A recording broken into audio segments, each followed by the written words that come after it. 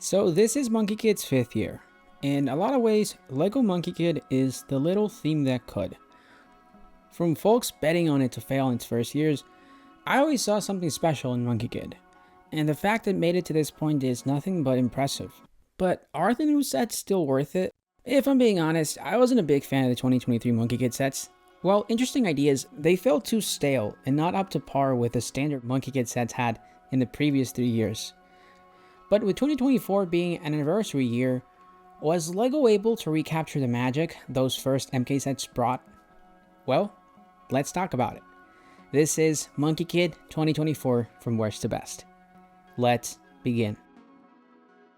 At number 8, I want to make it clear, this is not a bad set.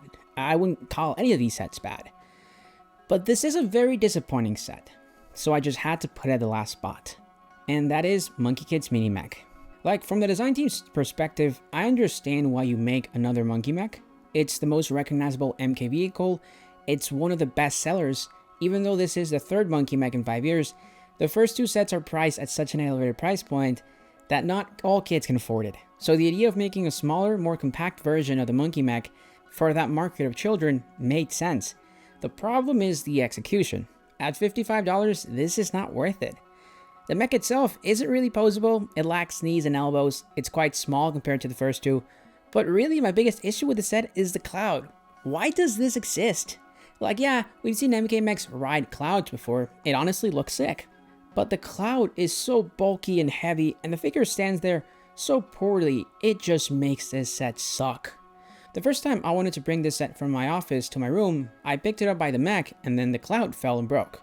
And then the next time I picked it up from the cloud, and then the figure fell and broke. And there is no proper way to play with this thing. I feel there was no proper thought put into the play experience with this mech. And that's what annoys me. The size and lack of articulation, I can live with that. That doesn't make or break a toy. But the fact that the mech comes with a vehicle it can't even use properly is so frustrating. And the figure selection is also lackluster. The fact this MK didn't stay exclusive and is in the summer waves is such a bummer. The only bright spot for the set is the fact that the guns on the Mech are also compatible with this set. But that's about it. This set is such a disappointment, and that's why it stays at number 8. Coming in at number 7 is Monkie Kid's Team Power Truck. And off the bat, this is not a bad set. Again, none of these sets on the list are bad. Even this set has a lot of personality put into it.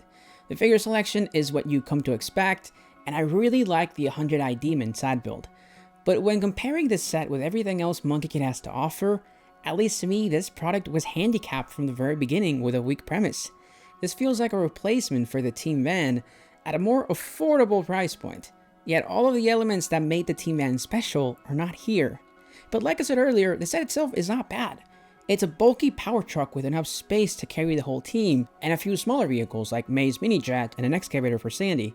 The main play feature of this set is the removable trunk that turns into a mini Pigsy noodle stand, with the trunk itself being a very spacious build, and I love the added inclusion of the Dragon Pinball machine from Season 1. That's a great callback. But for $80, it's just an alright. If it was $60 or $70, I would feel, I'd feel that'd be more fair. But that's just me. While I like this set, it does not have enough to rank up higher on the list. At number 6 is another set that is just a replacement set from a previous wave, with the creatively titled Creative Vehicles. And while it has a lazy name, Staff Creation 2 would have been a much better title, I really like this set. The original Staff Creation was a set that genuinely surprised me at being a very fun toy for 6-year-olds to endlessly play at crafting MK vehicles. This offers the same customizable system, but it being an anniversary set, it now recreates two of the most iconic MK vehicles with the Roadster and the Cloudjet, with the added inclusion of a speedboat as well.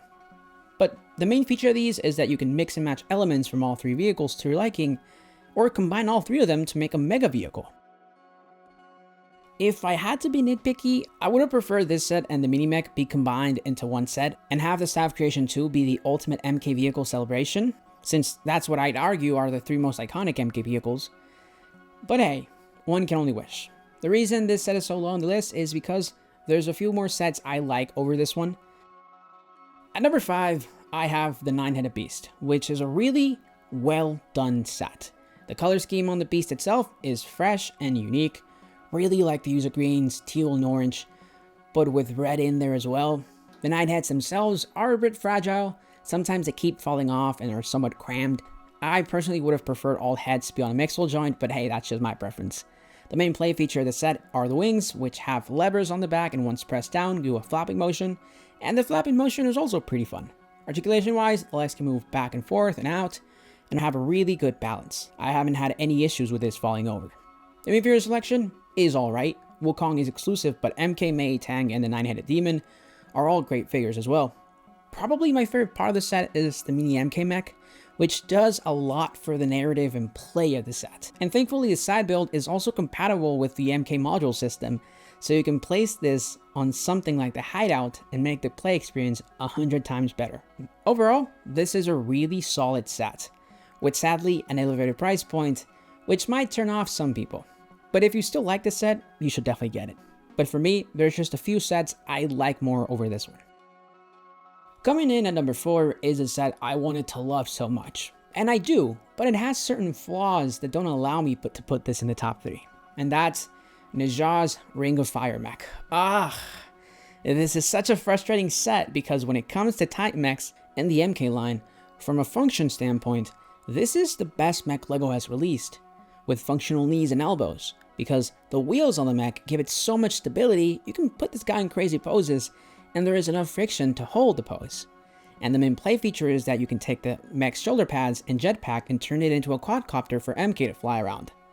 My issue with this set is the color scheme. It's all over the place.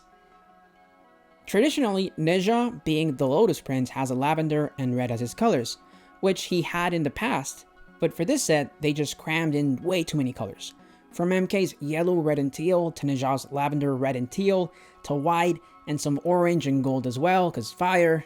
So this just becomes very chaotic for my liking. Sad part is, I really like the design, and from up close, I don't really mind it. But when I look at it from afar, that's when I can't love it. The price point as well is such a hard pill to swallow, cause at most, I'd pay $120.